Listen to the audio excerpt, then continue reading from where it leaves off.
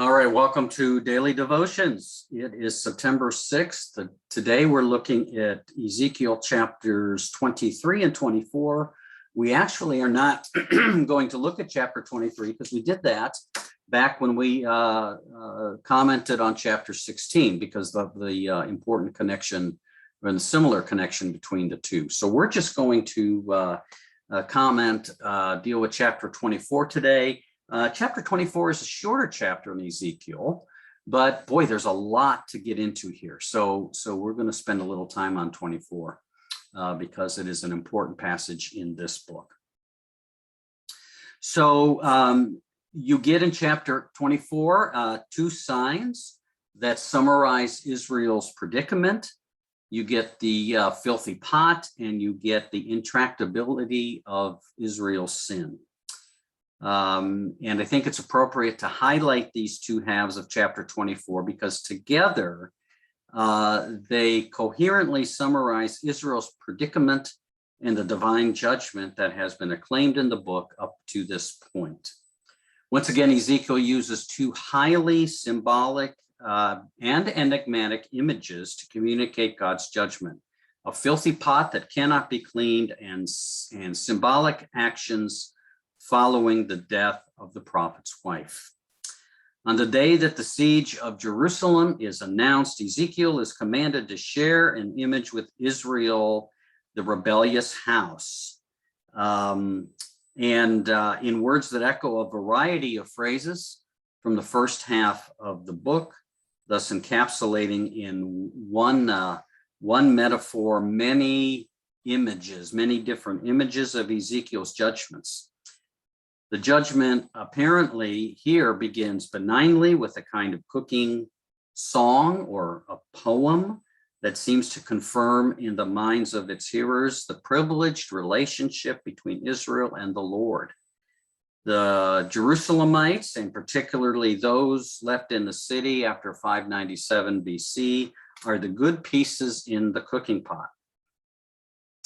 But this joyous cooking song version of reality here is vigorously disputed. And in the first rejoinder that follows in verses 6 through 8, the messenger formula introduces a scathing judgment of the perspective espoused in the song. Quote, "Woe to the bloody city, the pot whose rust is in it, whose rust has not gone out of it." Rust, a good way to think of rust is an image of corruption. And the question arises, what is corroded, the pot itself or the meat in it? Putrid meat is easily dumped out. A diseased pot poses a more serious threat. As the rest of the passage testifies to, the corruption appears to be internal. The metal itself is corroded, rendering the pot useless for any purpose. The corrosion is intractable. This is a reference specifically to the people. Verse 7 poses a logical problem that makes two apparently contradictory assertions at one time. The blood, the city, she, female here, the blood the city sheds is inside of it, and that she placed it, that is the blood, on a bare rock. Now, the question becomes, how is the blood both within the pot and placed upon the rock? The meaning of both of these images is multiple, has multiple meanings. It refers both to the blood that the people of Jerusalem have shed, that refers to the violence, but also to the blood that contaminates and defiles according to the priestly worldview, the view of the priests, where blood is important, blood must be handled in a certain way.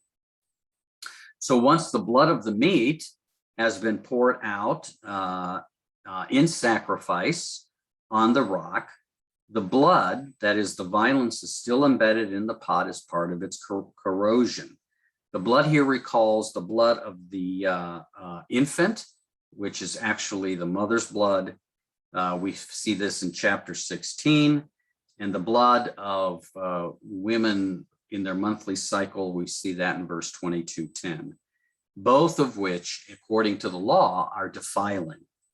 Blood with its connotations of both faithless violence and impurity functions as a peculiarity, it's an appropriate image for the type of corruption that Ezekiel ascribes to the inhabitants of Jerusalem.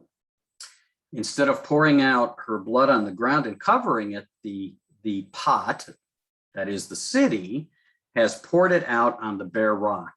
And this probably refers to the Levitical law requiring the blood of an animal to be poured out and covered with earth. That's in Leviticus 17:13. Israel's failure to comply with this basic law symbolizes the totality of Israel's faithlessness to the covenant. And in very dramatic retaliation for this sacrilege, Yahweh will spill their blood upon a rock. We get a second rejoinder in verses 9-13 to the cooking poem in verses 3-5. And the second rejoinder is not a continuation of the first, rather each one offers a distinctive view of the pot, changing the angle of the lens in order to emphasize different aspects of the image. Think of the facets of a diamond. In the first rejoinder, the blood that is in the pot seemingly permanently there is highlighted, whereas in the second, it is the corrosion of the pot itself that takes over and dominates the rest of the rejoinder.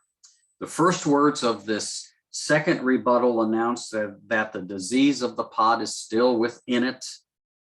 Thus, what connects the two rejoinders is not so much the image of the pot, but the repeated emphasis on the incurable disease of the pot. Ezekiel picks up on the image of the pot's inherent corrosion in his refutation, and by the end of verse 13, obsesses over its recalcitrant filth and simply cannot get away from the filth of the pot and what it has done and is doing. When the contents of the pot have burned away, the pot is left on the empty fire in a vain hope that its corruption will finally burn off, but the disease inherent in the pot will not dissipate, becoming a source of deep frustration and weariness to God.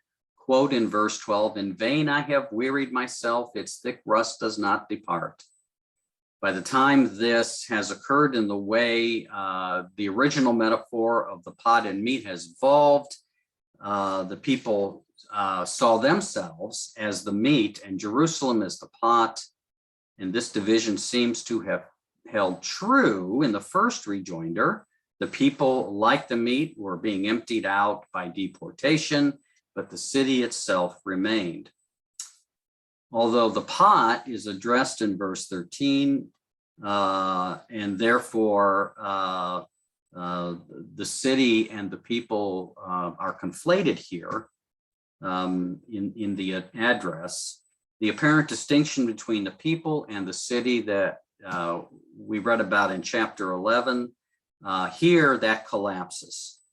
The traditional belief in the inviolability of Jerusalem must also collapse.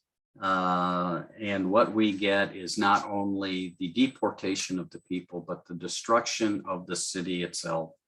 There can be no distinction, neither one is spared. With this image of the people's inherent and permanent wickedness that not even God seems to be able to correct, the passage forcefully summarizes the first 24 chapters of the book. That's why we're spending some time in it. The location of the disease within the substance of the pot itself, and not something that is stuck to the pot, suggests that to Ezekiel's mind, the people's wickedness, the disease within the nature of the people is permanent in that not even divine cleansing can remove the corruption. Something more radical here is called for. And so what we get is a complete expression of God's divine fury, and it results in the destruction of Jerusalem. Yet, at the same time, Ezekiel hints that a different future lies ahead in which the city will be cleansed of its disease. And quote, "You shall not again be cleansed until," as is frequently the case with Ezekiel, it is not clear how the movement from a disease to health will actually occur. Ezekiel is seeking to convince his hearers of the absolute truth that Jerusalem will be destroyed, the naive hope of the exiles that they might return to the city, and the even more naive hope of the present inhabitants of Jerusalem that they might escape punishment is exposed as false. Underlining this kind of rhetoric of Ezekiel's is an implicit belief that the people are indelibly wicked. They are diseased like the pot. We get into the next section that begins in chapter 15 of verse 24 and runs through the end of the chapter. And you get a prohibition on mourning and the human condition.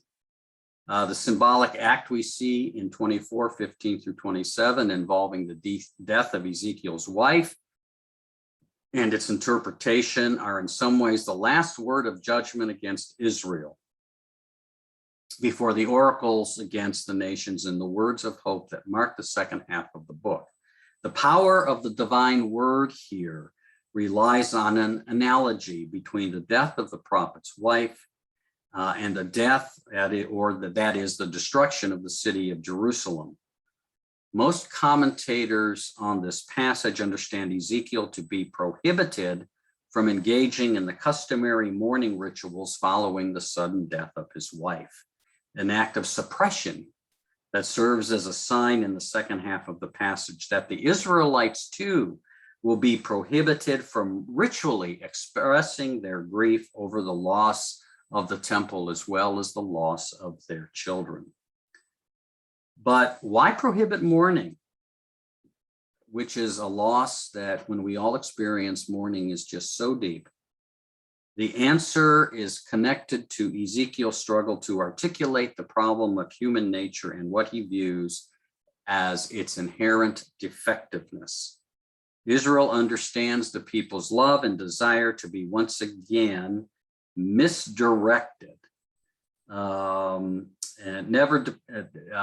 Ezekiel never portrays the people's desire as appropriate. But here he leaves open the possibility that their love might one day find its true object, and that object is God. You get in Ezekiel a very classic critique of the temple theology. The people idolatrously placed their confidence in this temple called the stronghold, and now God will be the one to destroy that confidence along with the temple. The passage lies on the wife temple analogy for its coherence, for its persuasive power. The language describing the people's feelings for the temple suggests an intensity of feeling that is not present in the description of Ezekiel's feelings for his wife. The people's passion of the temple is extreme, as the piling on of many phrases in this section suggest. The pride of your power, the delight of your eyes, and your heart's desire. If these are indeed the passionate feelings of Ezekiel for his wife, and even more so of the people for the temple, then their anguish at the loss of wife and temple must equally be intense. Yet God wills that such intensity of feeling not be permitted. Traditional expression, neither the prophet nor the people are allowed to perform their customary rituals, mourning the dead, nor are they allowed to weep. Even customary human action expressing loss, and especially the conventional rituals of structured mourning, are actions denied both prophet and people. Now, understanding mourning and weeping as distinctively human behaviors is important for seeing the contrast to what follows. The prophet is commanded, we're told in verse 17, to groan softly, to sigh, but not aloud, to make no mourning for the dead. The type of groaning this verb envisions is the inarticulate groaning of the wounded, or the equally primal groaning of those who react viscerally to the abominations in the temple.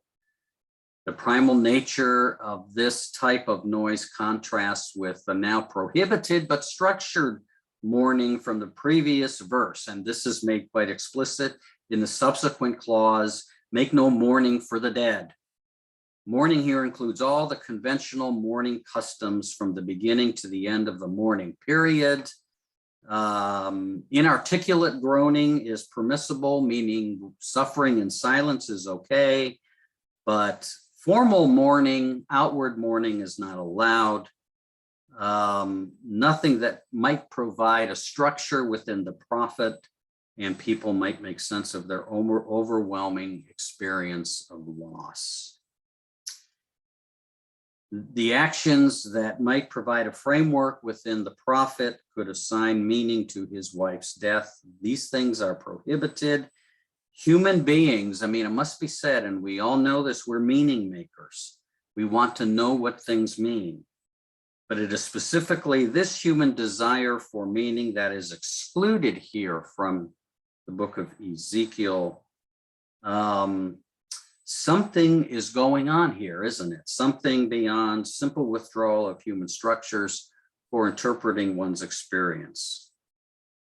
It goes further to evoke a process by which the prophet Ezekiel is dehumanized. He's stripped of those features that make him human. The prophet must confront loss without those rituals of meaning that human beings need in order to interpret their very complex experience. Instead, the Lord requires Ezekiel to have the complex experience, but withdraws the means of interpreting it. He feels the loss of what he loved, but is incapable of anything but quiet and silent grief. And so, and here's the point, and so it will be for the people when Yahweh pollutes the object of their desire, the temple. The language here is very vivid. Like the prophet confronting the death of his wife, the people faced with the loss of their beloved temple will not mourn or weep, but new elements appear that were absent earlier. Not only will there be no customary mourning ritual, but the people shall, we're told, rot or pine away in their sins. This verb that is used about rotting or pining away is used to describe the decaying and festering of organic substances. The image of organic decay contributes to the sense that the people are undergoing a process of dehumanization. They are literally decaying. The very last phrase of verse 23 intensifies this effect. As they decay, the people will, quote, groan to one another. Here the sound is animal-like in its articulation.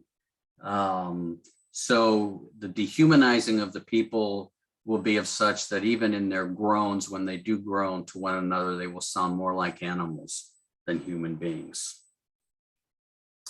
The people will be rotting away, and they will groan as animals groan. They will be progressively dehumanized, and the prophet as assigned to the people has now reached its completion.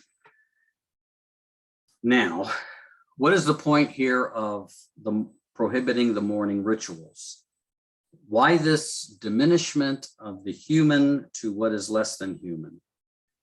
For punishment alone, is that why? Or is it for some larger purpose? Ezekiel, in his message, continually reiterates that all of God's actions have one goal and one goal only, so that the people may know God. But how does the stripping away of humanity, of meaning, of human purpose, serve this end? How does the resulting emotional chaos help the people gain knowledge of God? For Ezekiel, the people's love, their desire for the temple, intense as it is misdirected. They love the temple, but they fail to love the one who inhabits the temple. The only cure for this, in Ezekiel's view, is radical. Indeed, it is the process by which the people are stripped of what makes them human, reduced to an animal-like state. Strong emotions related to the death of a loved one require ritual acts of mourning in order to rein in the potential chaos of uncontrolled emotions. And yet Ezekiel skewers the Israelites' tendency to make order out of chaos for its naive self-sufficiency. It leaves no room for the activity of God. And this critique of the human propensity for order is reminiscent of the divine speech in Job, in which Job's desire for structure of value in meaning is contracted with the chaos represented by Leviathan, the dragon, the sea monster, the whale, the alligator, the crocodile, whatever that might mean, whatever that Leviathan, how that should be understood. In Ezekiel, the stripping away of the orders of value and meaning to the point where people resemble animals embodies the unstructurable, unorderable elements of the cosmos. For Ezekiel, human-generated categories are closing the people off, shielding them from knowing the presence and activity of God, and eliminating these meaning-making forms leaves the people with the chaos of their raw emotion, and so prepares them to receive the activity and the knowledge of God. In a sense, they have reached such rock bottom, the only way to go is up. And sometimes the only way to go up, when you've reached the bottom, it is only then that we are receptive and open to God. Just as the prodigal son, the good Jewish boy who had sunk so low, he longed to eat the food of the pigs, the unclean pigs. The Israelite tendency is to solve their grief over the temple too easily and only means of their own ritual mourning, a mourning in which God is not an active player. Their reduction to an animalistic state allows them to feel their loss with all its pain. And the inability to resolve their grief leaves open a space for the radical action of God, space that was previously closed off in the well-ordered culture of ritualized mourning. Now, it needs to be said, this is a very hard ethic. This is a very hard thing for God to tell the people to do. That which makes us human, we must have, and if it is denied us, we lose that humanity. But that is what Ezekiel is getting at here. The people, in their inability to be in relationship with God, with going through all the motions, but not really developing that relationship with God, they, in their sin, have dehumanized themselves. They have become less than human because of their faithfulness, because of their sin.